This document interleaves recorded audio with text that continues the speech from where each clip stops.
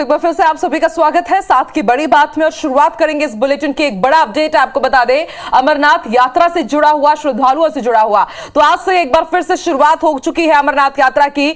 सुबह 5 बजे से अमरनाथ यात्रा का आगाज हो चुका है। एक बार फिर से आपको बता दें पंचतरणी से यात्रा की इजाजत मिल गई है। बादल फटा था, भीषण तबाही हमने अमरनाथ में देखी और उसके बाद यात्रा को स्थगित कर दिया गया था। लेकिन अब एक सुखद खबर, अच्छी खबर कि एक बार फिर से यात्रा को बहाल कर दिया गया है।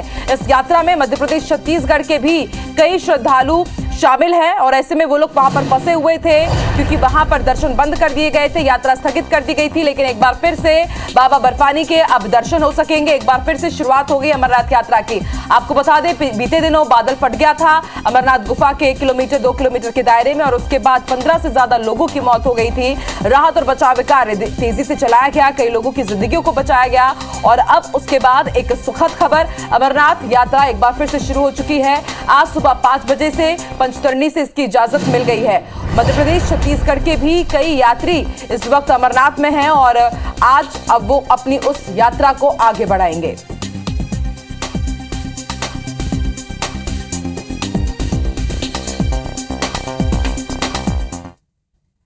तो आज का दिन ना सिर्फ अमरनाथ के लिए बेहद अहम बल्कि आज का दिन महाराष्ट्र की सियासत के लिए भी बेहद बड़ा होने जा रहा है क्योंकि महाराष्ट्र की सियासत पर आज सुप्रीम फैसला आएगा। जी हां, बड़ी खबर आपको बता दें, सुप्रीम कोर्ट में आज बागी विधायकों की अयोग्यता पर सुनवाई होने जा रही है। राज्यपाल के फैसले को लेकर के भी जो याचिका लगाई गई थी उस पर भी आज बातचीत होगी और दोनों याचिकाओं पर माना जा रहा है कि आज फैसला आ सकता है। आपको बता दें कुछ दिनों की राहत दी गई थी तमाम बागी विधायकों को और उसके बाद सुप्रीम कोर्ट में आज बड़ा फैसला होगा और बताया जा रहा है कि बागी विधायक अयोग्यता उनकी पर सुनवाई होगी। अयोग्य घोषित किए जाते हैं या फिर योग्य घोषित किए जाते हैं, सबकी नजर इस पर टिकी हुई है क्योंकि इसके बाद एक बार फिर से देखना होगा कि महाराष्ट्र की सियासत किस ओर करवट लेती है। आपको बता दें जो शिंदे गुट के जितने भी विधायक हैं, याचिका लगाई गई थी शिवसेना के कुछ मंत्रियों की तरफ से कि इन्हें अयोग्य घोषित कर देना चाहिए क्योंकि इन्होंने बगावती सुर दिखाया और उसके बाद अब सुप्रीम कोर्ट में फैसला होगा। इसके साथ ही राज्यपाल ने जो निर्णय लिया है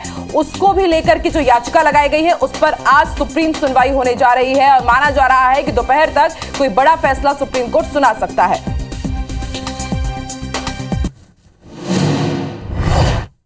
तो मध्य प्रदेश की सियासत के लिए भी आज का दिन बेहद खास। बड़ी खबर आपको बता दें मध्य प्रदेश में आज निकाय चुनाव प्रचार का शोर थम जाएगा। आज शाम 5 बजे तक ही चुनाव प्रचार होंगे। आपको बता दें 13 जुलाई यानी कि परसों निकाय चुनाव के आखिरी चरण की वोटिंग होनी है। 5 नगर निगम के लिए मतदान होगा। कटनी, रतलाम, देवास, रीवा और मुरैना में वोटिंग होने जा रही है। इसके साथ ही 40 नगर पालिका और 169 नगर परिषद समेत 214 निकायों में वोटिंग होगी।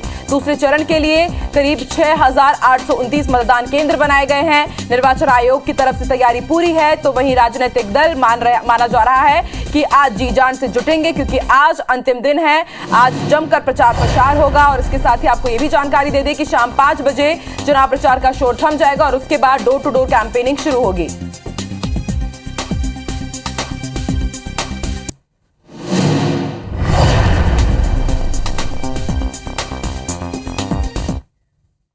तो मध्य प्रदेश में निकाय चुनाव के प्रचार का आज आखिरी दिन और सियासी पार्टियों के लिए भी आज का दिन बेहद अहम है और आज दिग्गज पूरी तरह से प्रचार में ताकत लगाने जा रहे हैं। सीएम शिवराज सिंह चौहान रीवा और कटनी में प्रचार करेंगे तो वहीं कमलनाथ रतलाम में चुनावी सभाओं को संबोधित करेंगे और इससे पहले भी अलग अलग जिलों में जाकर के, अलग अलग क्षेत्रों में जाकर के सीएम शिवराज सिंह चौहान ताबड़तोड़ प्रचार प्रसार कर रहे हैं। उनका चुनावी कदम ताल हमें देखने को मिला और आज सीएम शिवराज सिंह चौहान शाम 5 बजे के पहले रीवा और कटनी में जमकर प्रचार करेंगे। तो वहीं कमलनाथ की अगर बात की जाए, पूर्व सीएम कमलनाथ आज रतलाम में चुनावी सभाओं को संबोधित करेंगे। रतलाम वही सीट जहां पर कांग्रेस का पेच फंसा हुआ था, वहां पर प्रत्याशी के ऐलान को लेकर के और ऐसे में माना जा रहा है कि आज पूर्व सीएम कमलनाथ वहां पहुंचेंगे और जी जान से जुट जाएंगे प्रचार प्रसार करने के लिए। तो वहीं सीएम शिवराज सिंह चौहान रीवा, विंध्याचल बेहद इस बार महत्वपूर्ण है। ये यहाँ की तमाम क्षेत्र बीजेपी के लिए और इसके साथ ही कटनी में भी सीएम शिवराज सिंह चौहान प्रचार प्रसार करेंगे।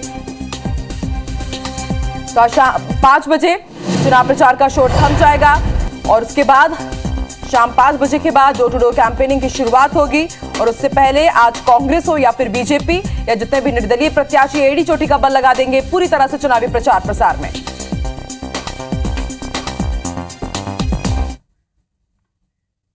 तो निकाय चुनाव के दूसरे चरण के लिए चुनाव प्रचार जोर शोर से जारी है। मुरैना में बीजेपी मेयर प्रत्याशी के लिए सीएम शिवराज सिंह चौहान ने रोड शो कर जनसभा की और लोगों से बीजेपी उम्मीदवार को जिताने की अपील की।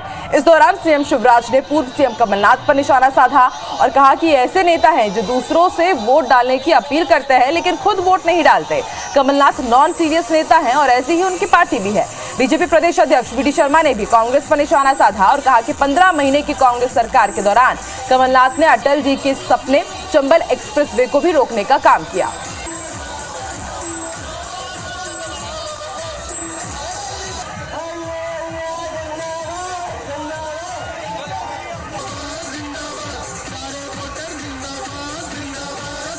जो आदमी सबसे कह रहा है कि वोट दीजिए कांग्रेस को, वोट डालिए, वो खुद ही वोट डालने नहीं जा रहा। ये लोकतंत्र का अपमान है। 15 महीने में कमलनाथ जी ने जो विकास के रास्ते थे उनको तो बंद किया ही था। इस चंबल के अटल जी के सपने को, कॉरिडोर को भी, जो एक्सप्रेस वे था उसको भी रोकने का काम कमलनाथ जी ने किया था। उन्होंने तो अवरुद्ध किया, हर गरीब कल्याण की योजनाओं को बंद करके गरीबों के हक और अधिकार को छीना था। तो उनकी तो ये आदत रही है। चलिए, तमाम चुनावी खबरों के बाद अब रुख कर लेते हैं वेदर अपडेट का। मध्य प्रदेश की सबसे पहले बात कर लेते हैं। मध्य प्रदेश के कई जिलों में आज भी जोरदार बारिश के आसार है। जबलपुर, भोपाल, नर्मदापुरम संभाग में आज बारिश होगी। इसके साथ ही सीहोर, धार, नीमच, सागर, डिंडौरी में भी बारिश के आसार जताए जा रहे हैं। रायसेन, उज्जैन, मंदसौर में भी बारिश की संभावना है। तो वहीं रतलाम, आगर, खंडवा, गुना, खरगोन में भी जोरदार बारिश होने के आसार मौसम विभाग की तरफ से जताए गए हैं। आपको बता दें, लगातार मध्य प्रदेश में जोरदार बारिश का दौर लगातार जारी है। सड़कों पर सैलाब देखा जा रहा है, सड़कें तालाब में तब्दील हो गई हैं और आज भी कई जिलों में बारिश को लेकर के अलर्ट जारी किया गया है मौसम विभाग की तरफ से।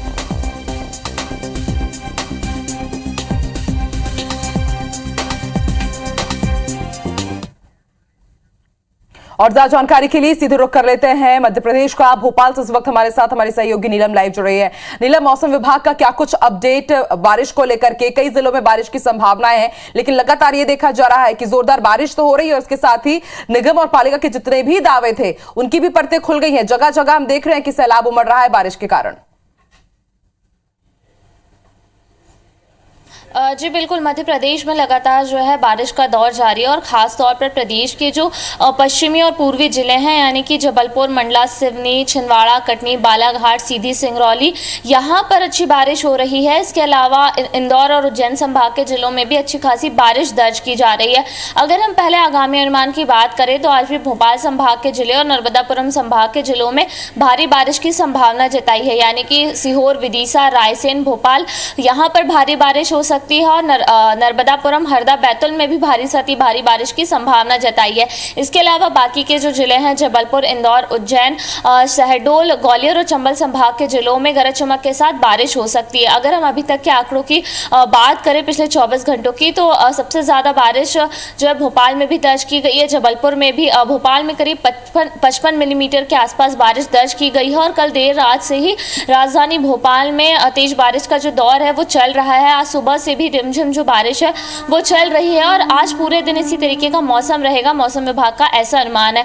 वहीं अगर हम बात करें जल भराव की, तो बिल्कुल हर जहां भारी बारिश हो रही है वहां निगम की पुल खुलती हुई नजर आ रही है। राजधानी भोपाल में भी जितने दिनों तेज बारिश हुई है, निचले इलाकों में पानी भरने की जो घटनाएं हुई हैं वो देखने को मिली है। जब शनिवार रात भी तेज बारिश हुई तो जो शहर के निचले इलाके, खासतौर पर ऐसी बस्तियां जो निचले क्षेत्रों में बसी हुई हैं या शहर के किसी बड़े नाले के किनारे बसी हुई है, वहां पर जल भराव हो गया था, जिसके चलते फायर ब्रिगेड की टीम को रेस्क्यू ऑपरेशन वहां पर करना पड़ा था। कल देर रात भी जब बारिश हुई है तो शहर की प्रमुख सड़कों से लेकर निचली बस्तियों में पानी भरने की घटनाएं सामने आई हैं और निगम के दावों की पुल बिल्कुल खुल गई है, क्योंकि जो साफ सफाई और जो सीवेज का ट्रीटमेंट किया जाना था वो जिन महीनों में किया जाना था, मई जून के महीनों में, ये तब नहीं किया गया। काम अब शुरू किया गया है, जिसके चलते अगर थोड़ी सी भी ज़्यादा बारिश होती है तो पानी पूरा जो है वो सड़कों पर आ जाता है। लोगों को इसलिए खासी परेशानी हो रही है। कल भी जो कैबिनेट मंत्री विश्वास सारंग, उन्होंने शहर के कई क्षेत्रों का दौरा किया और ये आदेश निर्देश दिए कि जो अतिक्रमण है या नालों के किनारे में जिस तरीके की बस्तियां, वहां पर जो है ध्यान रखा जाए। मानसून दस्तक दे देता है मध्य प्रदेश में, राज्य में, उसके बाद तैयारियां की जाती है। साल बदलता है, लेकिन तस्वीरें कभी नहीं बदलती। हमेशा ये राहत की बारिश आफत ही बनती है। शुक्रिया पूरी जानकारी के लिए। तो हमारी सहयोगी नीलम जानकारी दे रही थी कि मध्य प्रदेश का वेदर अपडेट क्या है। अब बढ़ लेते हैं आगे, रुक करते कुछ दूसरी खबरों की तरफ। सागर के सेमाढाना गांव में दोपहर अचानक आकाशीय बिजली गिरने से 3 लोगों की दर्दनाक मौके पर ही मौत हो गई, जबकि 2 लोग घायल बताए जा रहे हैं। सेमाढाना निवासी महेंद्र सिंह के निर्माणाधीन मकान में मजदूर कार्य कर रहे थे कि तभी अचानक मौसम बदला और तेज बारिश होने लगी। बारिश से बचने के लिए सभी मजदूर पास में ही लगे इमली के पेड़ के नीचे जाकर खड़े हो गए। तभी आकाशीय बिजली पेड़ पर गिरी, जिसमें 3 लोगों की मौत हो गई, जबकि घायल 2 लोगों को जिला अस्पताल के लिए रेफर किया गया।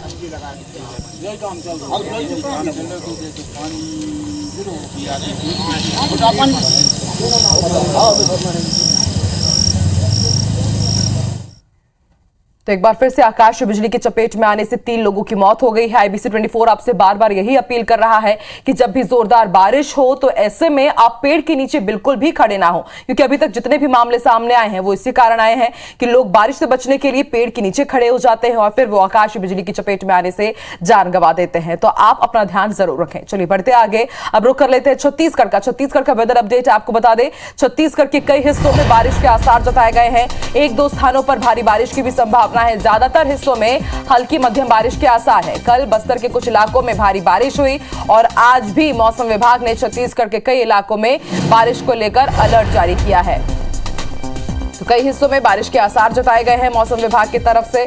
और इसके साथ आपको यह भी जानकारी दे दें कि बीते 24 घंटे में बस्तर संभाग में सबसे ज्यादा बारिश देखी गई है। ज्यादातर हिस्सों में हल्की मध्यम बारिश के आसार है।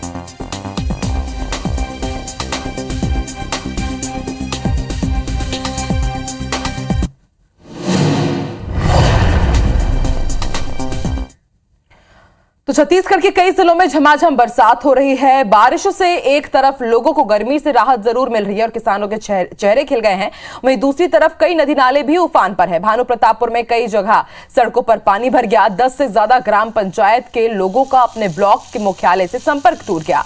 डोंगरगढ़ में नगर निगम की सफाई की पोल खुल गई, जब नाली का सारा कचरा सड़क पर आ गया। 1 हफ्ते से मानसून सक्रिय है, जिसके बाद रुक रुक कर बारिश हो रही है। तो 3 तस्वीरें हम आपको दिखा रहे हैं, छत्तीसगढ़ के अलग अलग इलाकों की तस्वीरें हैं। नदी नाले उफान पर है। ये तस्वीरें कहीं ना कहीं निगम और ग्राम पंचायतों के दावों की पोल खोल रहा है। भानु प्रतापपुर, डोंगरगढ़ और बलरामपुर की तस्वीरें हैं, जहां पर लगातार 1-8 घंटे तक की बारिश हुई और उसके बाद जो सड़कें थी वो तालाब में तब्दील हो गई। और उसके साथ ही डोंगरगढ़ की तस्वीरें हैरान करने वाली, जितना भी कचरा था वो पानी के साथ बहकर सड़कों पर जमा हो गया।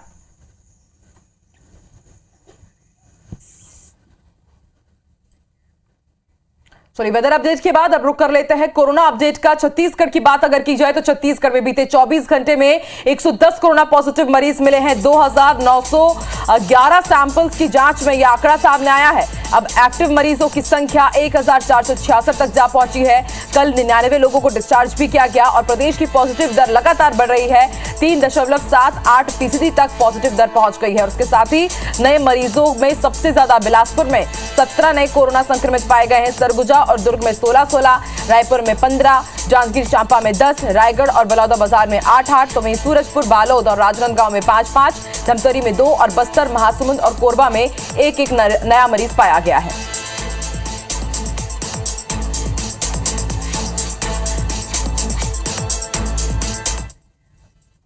और अब बारी मध्य प्रदेश के कोरोना अपडेट की। मध्य प्रदेश में बीते 24 घंटे में 130 नए कोरोना मरीज मिले हैं और मध्य प्रदेश में एक्टिव मरीजों की संख्या 807 हो गई है। बीते 24 घंटे में एक मरीज ने दम भी तोड़ा है और अब तक 10,745 संक्रमितों की मध्य प्रदेश में मौत हो चुकी है।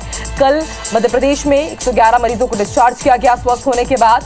और ओवरऑल अगर बात की जाए तो अब तक 10,33,980 मरीज स्वस्थ हो चुके हैं। संक्रमण दर 2% के आसपास बना हुआ है और रिकवरी रेट मध्य प्रदेश में बेहद अच्छा 98% के आसपास ये बना हुआ है रिकवरी रेट। और मध्य प्रदेश में फिलहाल आइसोलेशन में 785 मरीज अपना इलाज कर रहे हैं।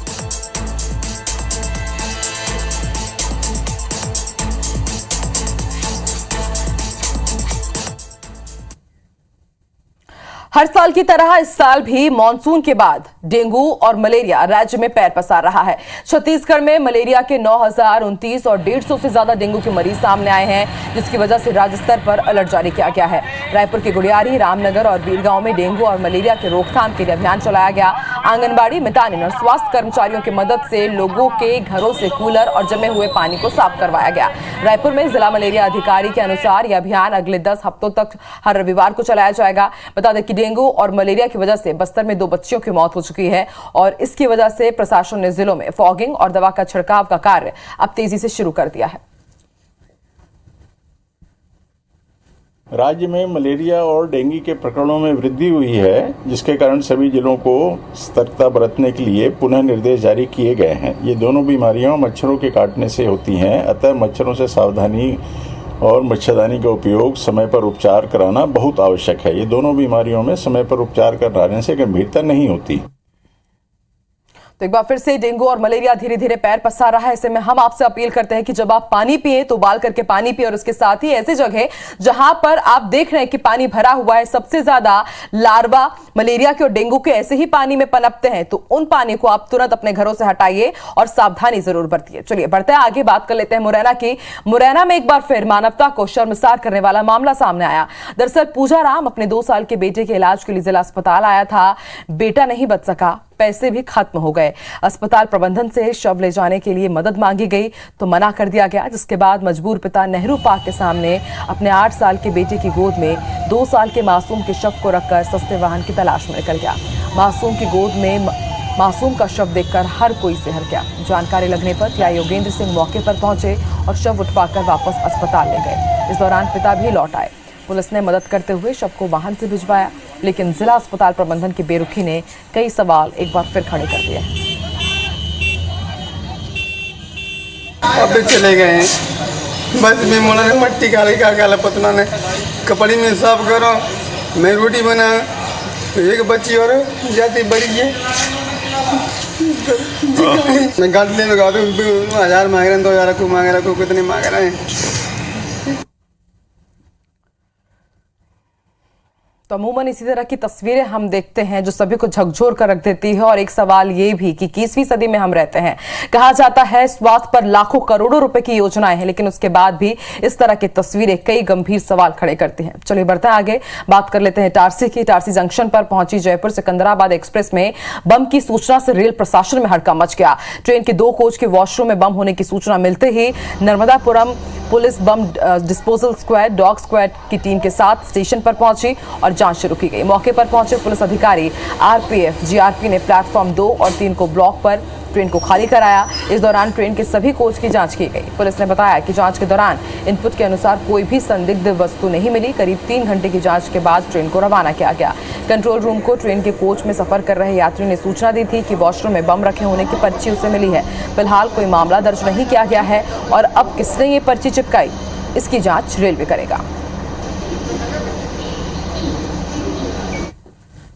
तो पहले मुझे लगा कि ऐसे किसी ने लिख दिया होगा, लेकिन मैंने उठा के पढ़ा तो उसमें लिखा हुआ था कि ऐसी गाड़ी में बम है और मेरे को और मेरे परिवार को मारने की धमकी, ऐसे वो लिखा हुआ था और प्लीज़ हेल्प लिखा हुआ था। तो मैंने सोचा कि किसी को बताते हैं, तो मैं बाहर निकला। मैंने पहले टीटी को ढूंढा, टीटी नहीं मिले, तो फिर वहाँ पे जो ये पुलिसमैन थे एक, उनको मैंने बताया कि सर ऐसी ऐसी बात है। पर्चियाँ 1 से ज़्यादा हैं और सब में लगभग यही लिखा हुआ है कि एसी गाड़ी में बम है। लगता है कि एक ही व्यक्ति ने सारी पर्चियाँ लिखी हैं। जाँच में जैसी जाँच खत्म होती है पूरी ट्रेन की और सारी सुरक्षा इंतजाम चेक कर लिए जाते हैं, उसके बाद जो पैसेंजर्स हैं उनको दोबारा ट्रेन में बैठाया जाएगा।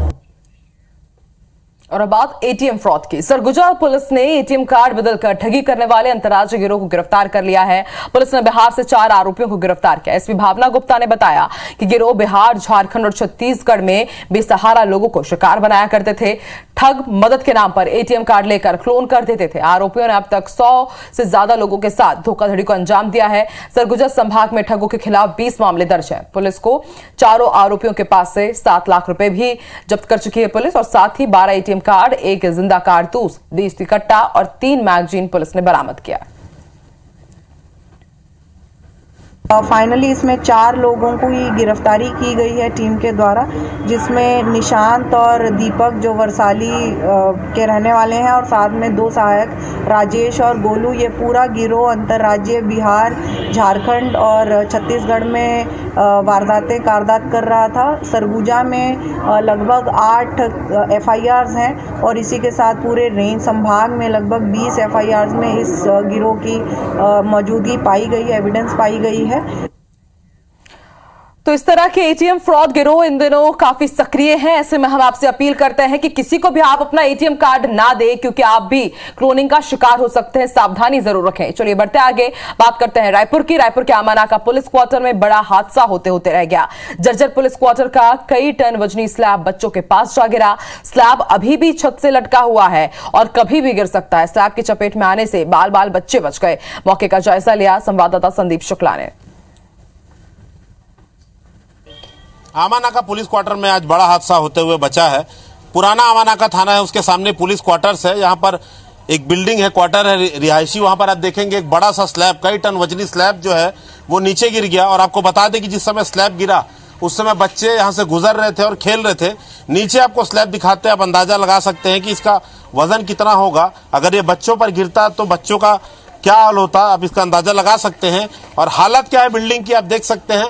स्लैब ऊपर का गिरा है, वो बड़ा सा टुकड़ा अभी भी लटका हुआ है, किसी समय भी वो नीचे गिर सकता है। और ये देखिए, ये अभी फिलहाल जो हालत है बिल्डिंग की ये है, ये सीढ़ी का टावर है। और अब ये देखिए, ये हाथ लगाते ही ये प्लास्टर किस तरीके से झड़ रहा है। देखिए थोड़ा सा, थोड़ी सी मेहनत करेंगे, आप देखिए पूरा का पूरा जो मटेरियल है वो झड़ के नीचे गिर जा रहा है। अगर ये किसी के सर पे गिरता तो सोचिए क्या हाल होता। पीछे यहाँ की महिलाएं और बच्चे खड़े हैं, अभी भी भयभीत है, क्योंकि बड़ा हादसा टल गया है लेकिन डर से बाहर नहीं आ पाए हैं। आप थे जब यहाँ से गुजर रहे थे, क्या हुआ था बताएंगे? मैं जस्ट गुजरी हूँ, उसके बाद जस्ट कंधे के पास से पूरा पत्थर गिर गया है। मेरे भाई लोग ऊपर में फंसे हुए थे, सारे बच्चे रो रहे थे। पहले भी ये सब घटनाएं हो चुकी हैं लेकिन कुछ देखा नहीं गया है अभी तक। बच्चे खेलने गए थे ऊपर और थोड़ी देर बाद एकदम अचानक से गिरने की आवाज आई ना, तो हम लोग बाहर निकल के देखे तो ऊपर ही में थे बच्चे पूरे। ये बच्चे उस समय यही खेल रहे थे क्या? यही खेल रहे थे, आधा ऊपर थे आधा नीचे थे। देखिए फिर से आपको तस्वीर दिखा रहे हैं, एक बड़ा सा स्लैब जो है अभी भी लटका हुआ है, लगभग 1 से 2 टन का होगा। आप सोचिए, और यही मात्र रास्ता है ऊपर जाने का।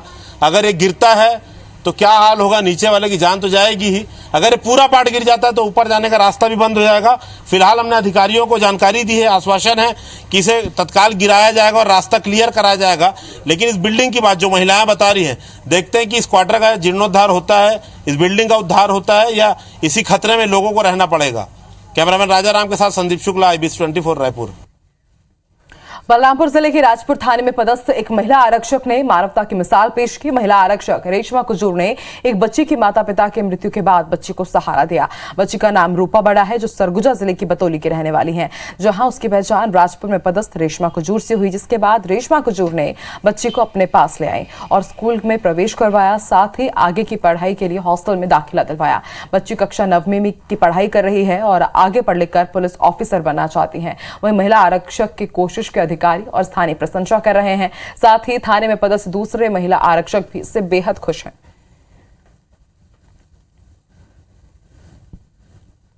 माता पिता नहीं है, आते जाते मेरी मुलाकात हुआ। ये बच्ची बोली कि मैं रहना पढ़ना चाहती हूँ, तो मैं अपने पास रखी हूँ इसको। तो इसका एडमिशन स्कूल में हो गया, अभी हॉस्टल में भी हो गया है इसका एडमिशन। आगे भी देख रेख करूँगी, जब जरूरत होगा तब मैं सामने खड़ी होंगी। थाना राजपुर की एक स्टाफ हैं श्रीमती रेशमा कुजूर, वो ले आई हैं अपने साथ और उस बच्ची को पढ़ाने की इच्छा रखती हैं। तो इसलिए उस बच्चे को हम लोग जो है प्री मैट्रिक कन्या छात्रावास राजपुर में उसका प्रवेश कराए हैं। आज हॉस्टल में रह के अध्ययन अध्यापन करेगी और यहाँ कन्या हायर सेकेंडरी विद्यालय में पढ़ने जाएगी। और इसी के साथ मॉर्निंग प्राइम 7 की बड़ी बात में फिलहाल इतना ही। देश दुनिया की तमाम बड़ी खबरों के लिए आप IBC 24 देखते रहिए और आगे देखिए छत्तीसगढ़ी भाषा का हमारा खास बुलेटिन मेरी सहयोगी रचना नितेश के साथ। और मुझे दीजिए इजाजत, नमस्कार।